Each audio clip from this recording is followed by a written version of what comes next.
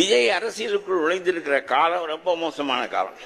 எம்ஜிஆர் நுழைந்த காலத்தை விட, மற்றவர்கள் விஜயகாந்த் நுழைந்த காலத்தை விட இவர் நுழைந்திருக்கிற காலம் படுமோசமான காலம். இவர் வந்ததினால் உடனடியாக நடந்தது சீமான் க்ளோஸ்.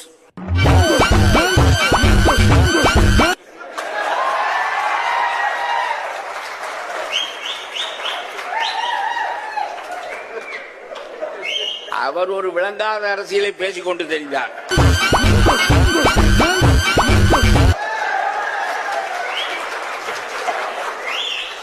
நாளைக்கு தம்பி தம்பி என்று தடவி கொண்டிருப்பார். அப்புறம் ஓ நீ யார் நான் யார்?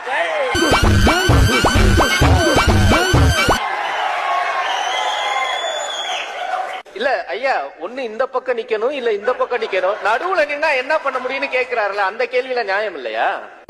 தமிழ் தேசியம் புரியாது, திராவிடமும் புரியாது.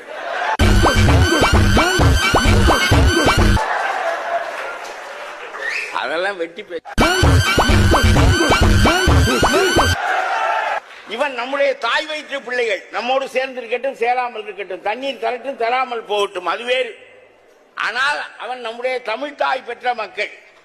ஆகவே அவனை திராவிடன் என்று சொல்லாமல் வேறு எப்படி சொல்வது?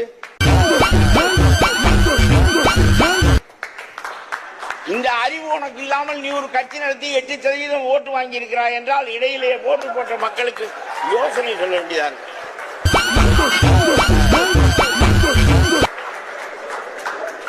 ரொம்ப படுமோசமாக இருக்கிறது.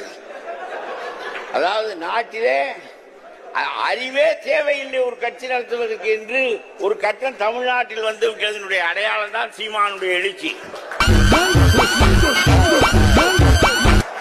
சரி, ஒரு நல்ல காரியம் ஒரு வந்த உடனே நடந்து விட்டது, சீமான் க்ளோஸ் ஆகிவிட்டார்.